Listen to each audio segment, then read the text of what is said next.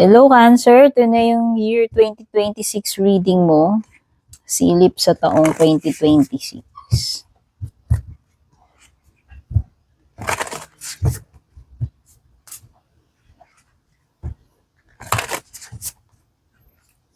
So, yung unang card mo dito, Navigating by the Stars. Follow your bliss. Wow, ang ganda. Papatay ibang cards.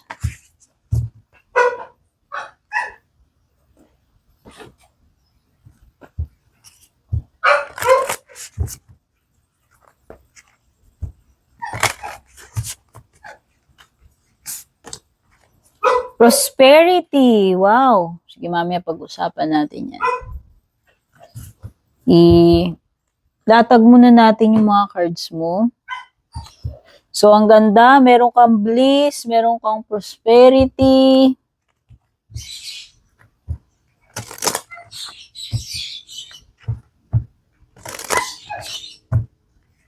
Kuha tayong dalawang fortune cards. Meron ka ring travel card. Tough and trying times.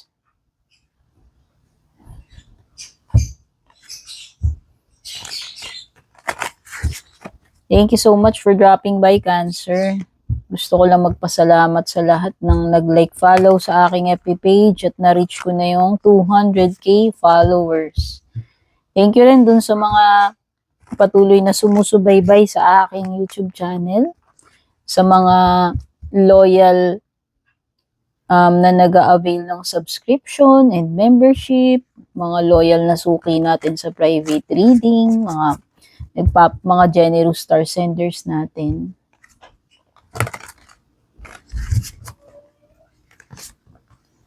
Overall card mo for year 2026 ay the Hermit card. Challenge card mo is Six of Pentacles reversed. Ang blessing or good stuff card mo is the Eight of Pentacles reversed. Financial, kabuhayan, career, you have Knight of Pentacles reversed. Pagdating sa iyong love life, meron kang Seven of Pentacles upright. Sa unexpected naman, you have Eight of Swords reversed. Kuha pa tayo ng mga fortune cards para doon sa mga paparating sa iyo.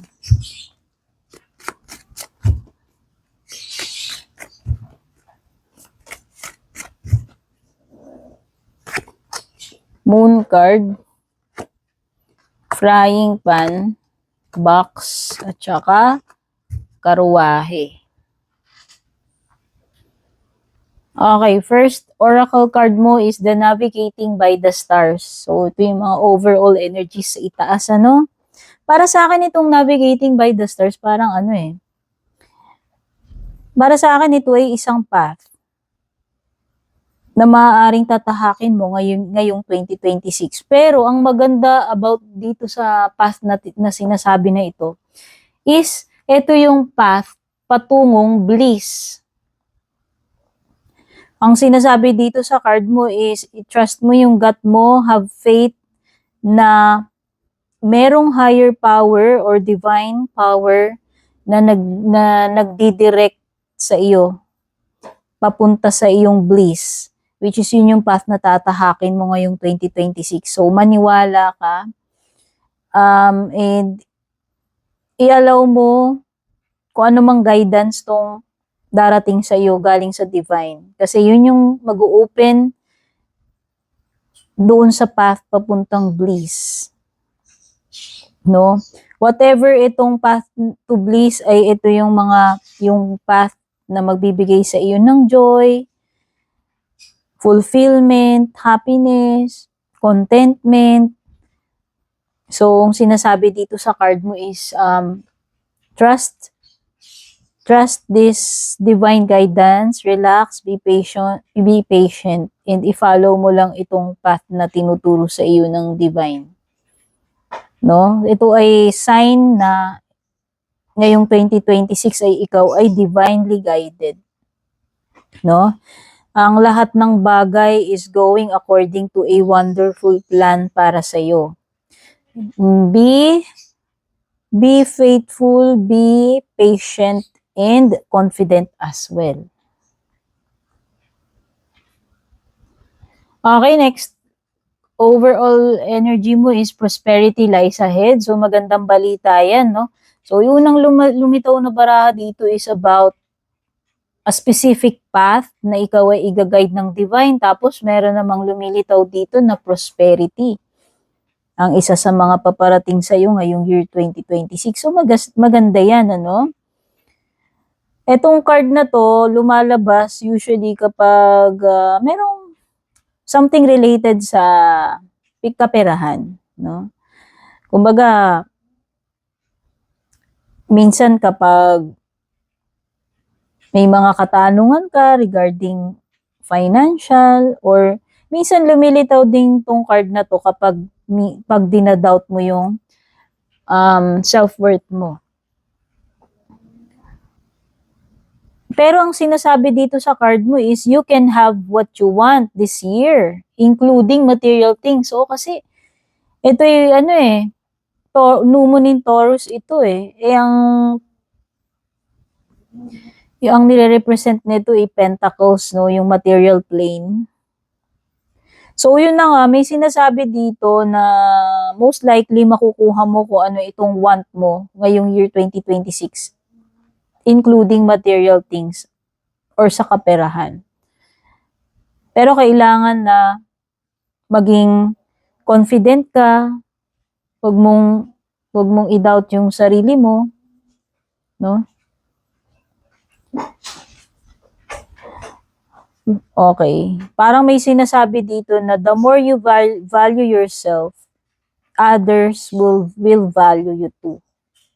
Tsaka kaya mo talaga mag-create ng abundance ngayong year 2026. Yun yung sinasabi nitong card na ito, no? So, sinasabi dito, ma-afford mo na raw soon.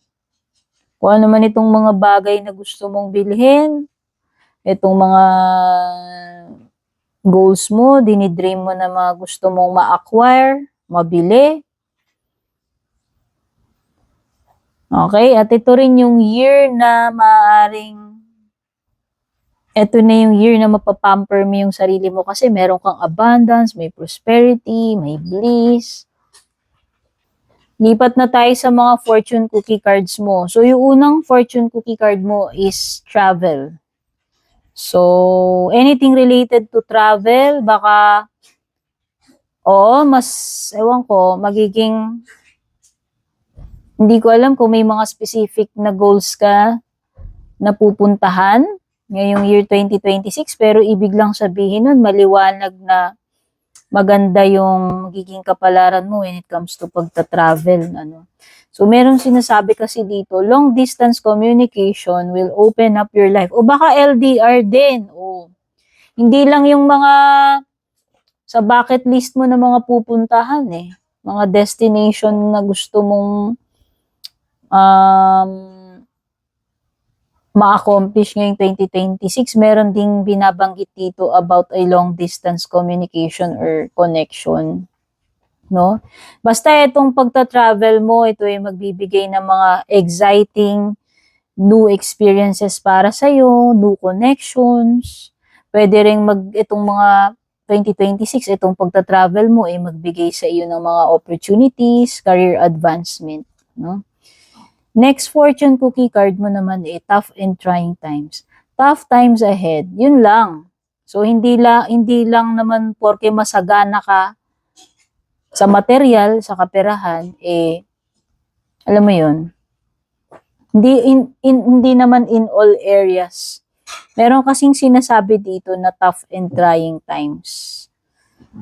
So, ito na yung mga challenges na pwede mong ma-encounter, no? Parang ang sinasabi dito, think long-term and make decisions accordingly. Avoid negative people at all costs. Ano pa ibang paparating sa'yo? Moon, mga changes. Hindi sinabi kung positive or negative. Pero for sure, may mga changes ka na kakaharapin. Ano pa? Frying pan. Ito pala.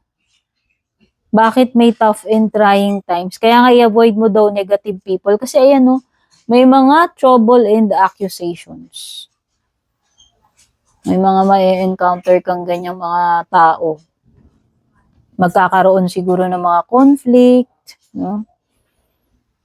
Mga gulo-gulo, problema, kung sino man tong mga tao na makakadeal mo. Pero you will receive a gift. Kung ano man itong bagay na to, material man ito or hindi. Ano pa? Karuwahe. Pwedeng literal talaga pagta-travel yan. Ayan, no? Lumitaw na yung travel card mo kanina. Pero, kung symbolic na, ano to, journey, ibig sabihin, meron kang something na pagdadaanan, physical or mental. Okay? So, overall energy mo, pagdating sa tarot cards, you have the Hermit.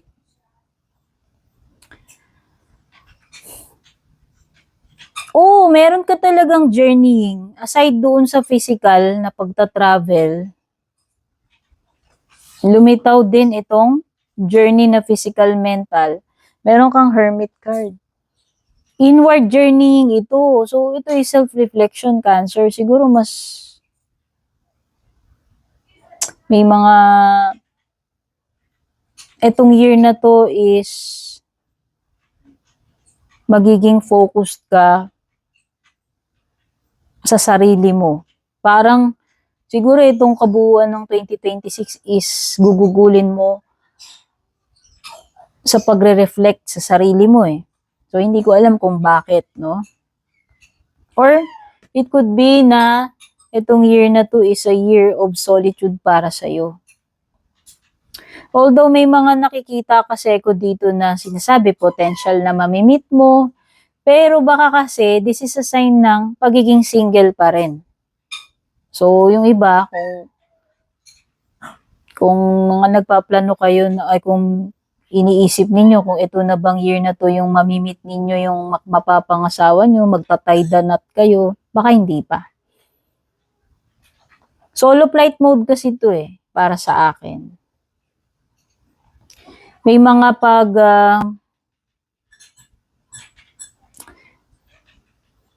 pwedeng meron kayong pagdadaanan wherein solo ninyong tatahakin tong path na to. Remember, lumitaw yung path dito sa Navigating the Stars. Yun, pwedeng ganun. Siguro mas pipiliin nyo yung peace, quiet, and magiging solo. Ngayon, when it comes to challenge card mo, you have 6 of Pentacles reversed.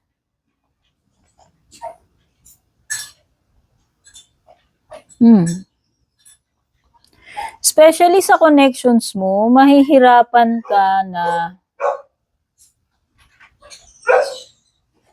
ewan ko, ito, napipil ko karamihan sa mga expectations mo will not be met. Especially sa connections, sa romantic connections. Or kahit hindi sa romantic, especially sa connections with kung kanino man yan. Parang meron kasi ditong bagay na hindi babalik sa'yo eh. Yan, kung nag-expect ka na may mga pagbabalik sa financial man yan or sa person, baka hindi. Okay? Pero nandun yung possibility na pag nag-travel ka kanina, may mga mamimit ka, whether romantic or hindi. No friends, no connections. Pagdating naman sa good stuff, blessing, magagandang bagay, you have 8 of Pentacles, wow. So nakikita ko itong year na to, maaaring may mga bagong skills ka eh, na matututunan eh. Ang nafe-feel ko, may pag-upgrade ng skills, may pag-upgrade when it comes to sa financial. Although ang problema mo lang dito siguro is time or energy mo kasi reversed siya. Pero oo, kasi siguro pagiging busy.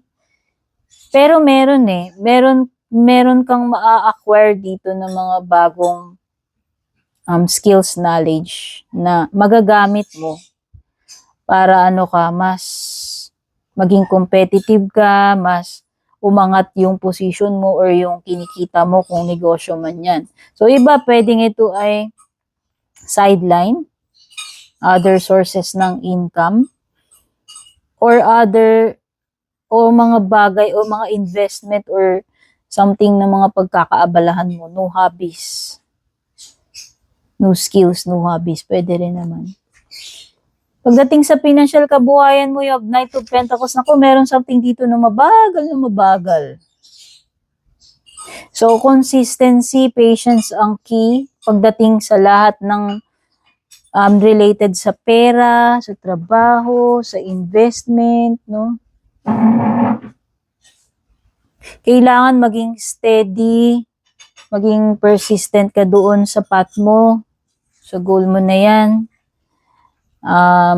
Kahit gaano kabagal yung progress, alam mo yun, wag kang mag-quit basta-basta.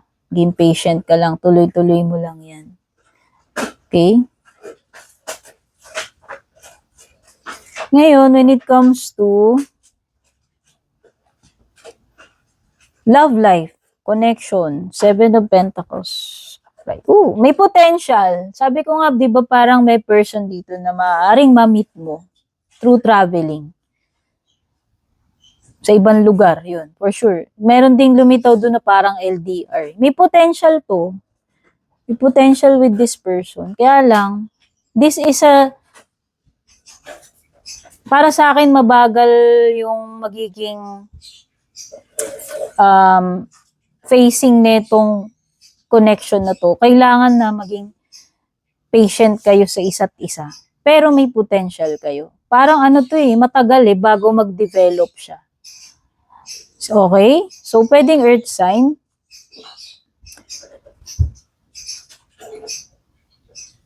Unexpected, Eight of Swords. Unexpected. Mukha may breakthrough.